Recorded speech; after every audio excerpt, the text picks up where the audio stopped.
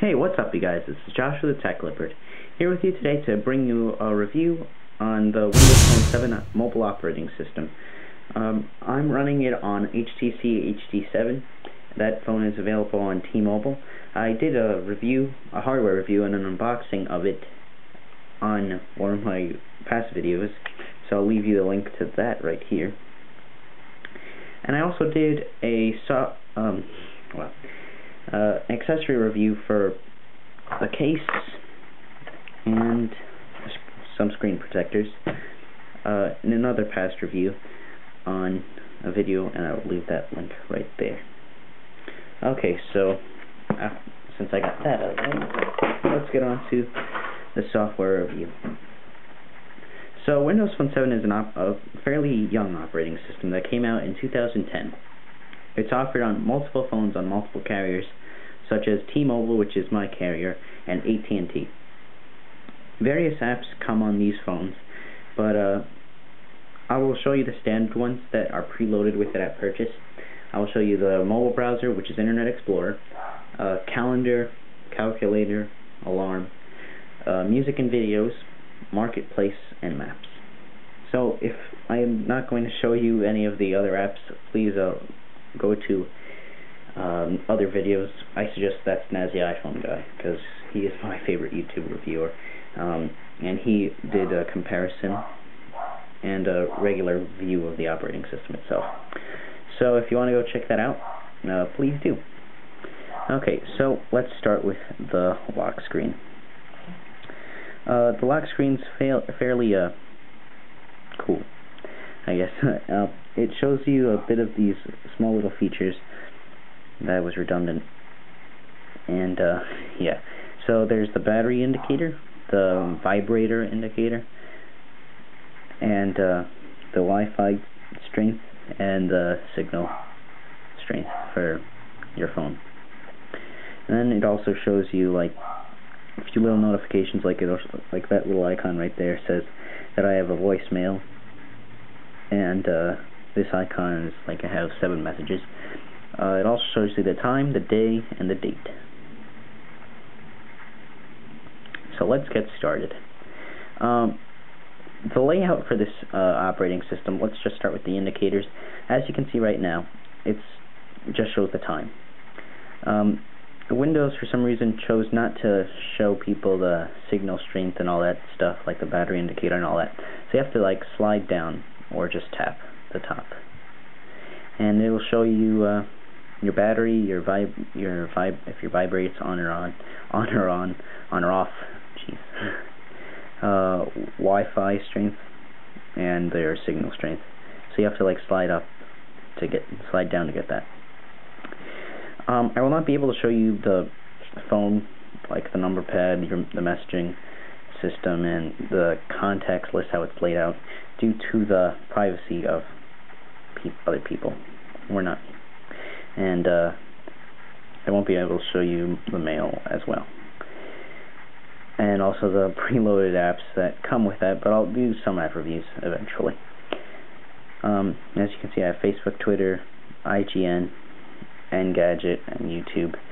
Netflix, Xbox Live, I don't have either of those two, so I won't show you that. HTC Hub has some information that I will not be able to show you. GPS, I'm not going to show you. Slacker Radio, I don't even know what that is. T-Mobile TV and Family Room, not really necessary. So, yeah, let's get on to the first thing, which is the mobile browser. Internet Explorer runs on Windows Phone 7, and let me just get rid of these pages to show you how fast this is. Okay, So the basic layout is like there's three little icons, basic stuff, which is that. They won't show you the little titles for what it is, so like that's add, that's favorites, this is tabs. You can forward, share page, find on page, pin to start, which is your home screen, and your settings. So you can just tap that to bring that up. Next, let's show you the web address. Okay, so let's show you how browsing is. I will just bring up my YouTube channel. This is running my Wi-Fi connection. If it was on the regular mobile connection, it would be very slow. So that loaded pretty fast. Camera tipped.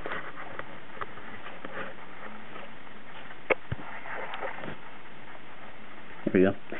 Anyway, so yeah. This is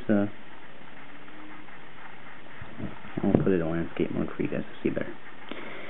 So this is the layout for your web browsing. Web browser does not allow Flash, so that's sort of a con if you're into Flash, but you could always use the mobile versions of the websites, which are just as good as the desktop versions. So yeah, it loads very fast. There's no checkerboard like you would see if it's still loading for a web page on iOS. And you can also pinch to zoom, or you could just double tap to zoom in or out. So that's how you can zoom in and out on web pages. Fairly crisp. Could be better. Let's see how to get out of here. Okay, so back to that. And then we can do tabs. I'll open a new tab. Let's go to Engadget.com. Let's see how fast this loads. Okay, pretty fast as well.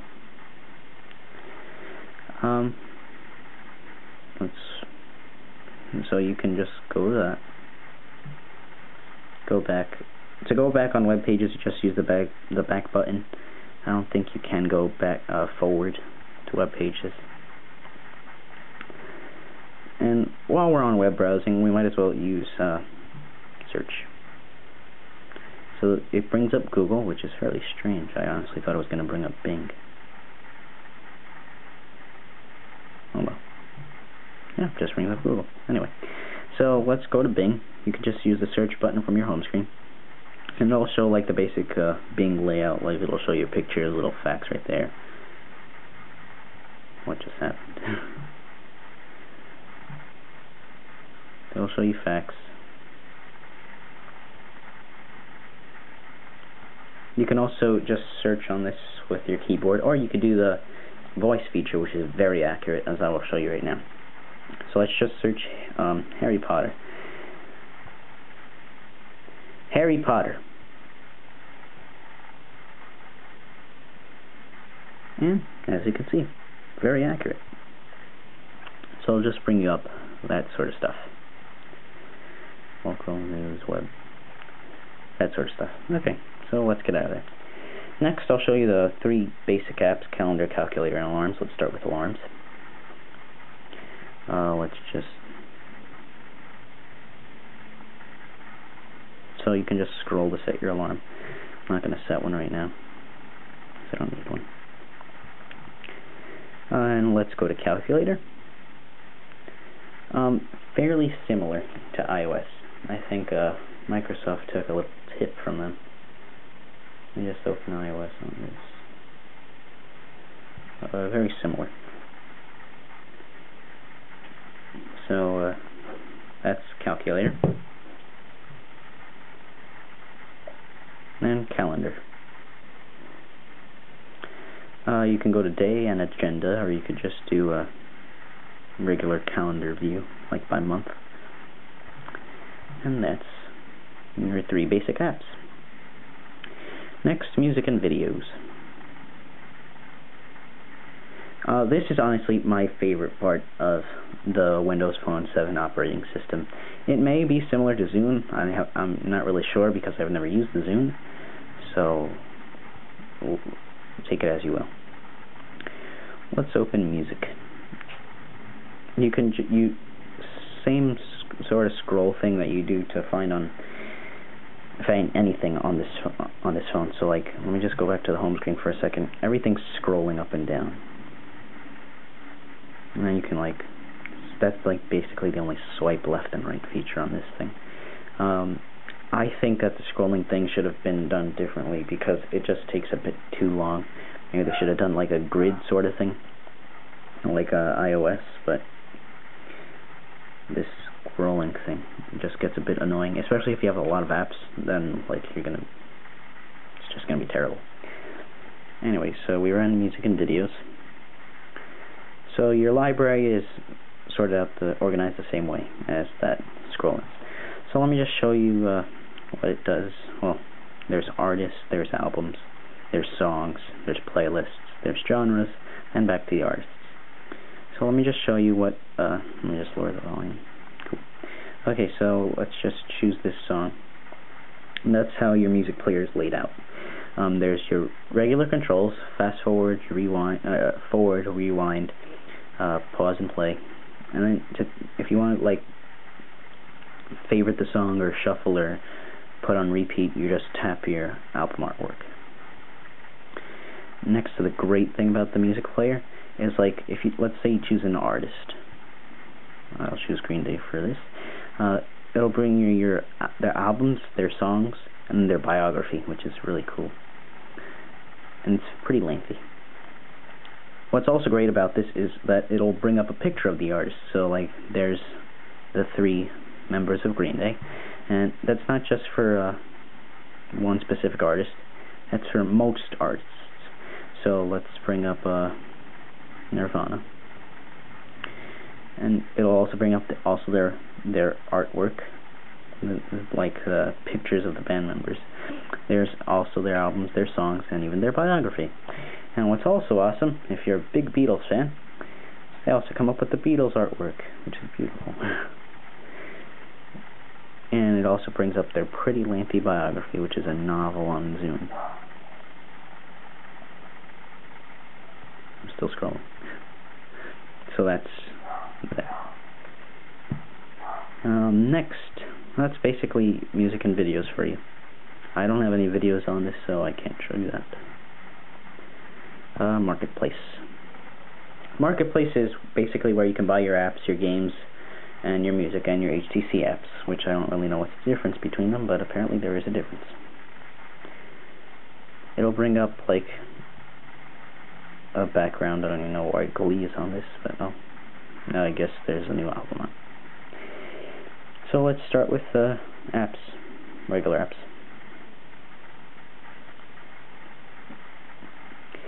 Okay, this is your apps marketplace. It separates them into different categories. All HTC apps, all that, games, entertainment, fitness, all that stuff. And your top apps, your new apps, and your featured apps, and then a featured app. The bad thing about the marketplace is, let me just go back, let me show you, the search feature. Like on iOS, it's organized like if you want a specific, like if you want apps, it'll show you, like you search, I don't know, let's say College Humor. Then you search that, and it'll bring up an app for that.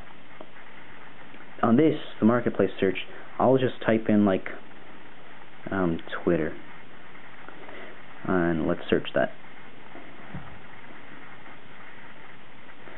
and it'll bring up all this stuff. It's not organized at all, as you can see. There's Twittering Machine, which is an artist. I never even heard of them. Album. There's an album called Twitter. There's a song called Twitter. There's a playlist, The New Breed. I don't even know how that has to do with anything to do with Twitter. Has anything to do with Twitter. And then there's finally the Twitter official application, which should have come up first. And then there's more albums and songs and applications and different albums and songs. It's not organized at all. Like, there's no way to even specify, hey, I want to search the application for Twitter. It'll just come up with artists, albums, and songs, and it has nothing to do with the topic you're searching for.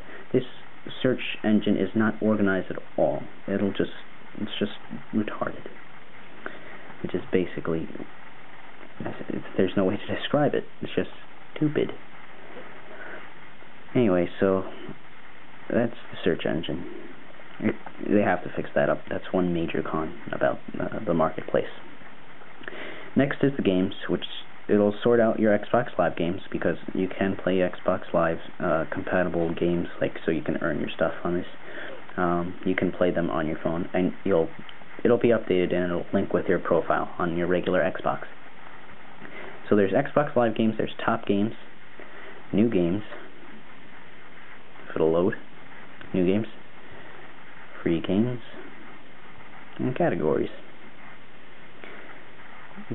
These categories are organized, but you can't search a specific one. Like, let's just say puzzle and trivia. You'll just have to continue scrolling and scrolling and scrolling, so it's pretty hard to find stuff around here. One major con about the games on this is that they're extremely overpriced. Like, let me just give you an example if I can find it. Assassin's Creed, here we go. Assassin's Creed on this, I will bring it up to show you how much it is. $6.99. App Store, $1. Just 99 cents on the App Store. It has to be here $6.99. That's really bad. Especially, like, why would you want to pay that much for a game if it just blows my mind. Like, it should not be a different price. They should all be the same. And I guess that's just the way it is. Especially on Windows Phone 7. This is like the most expensive games marketplace I've ever seen. Okay, so then music. I never buy music from Zune Marketplace because I don't have a Zune. It's organized by Artist of the Week, featured songs, new releases, top albums, and genres. I would assume it's also hard to find stuff on here also, but let's just see. Oh, now it's bringing up artists and stuff. Now it's bringing up music. That's good. Well, maybe just be for apps. But anyway, so that's your marketplace. I believe they have to fix that up because it's pretty hard to find stuff there. Next is maps.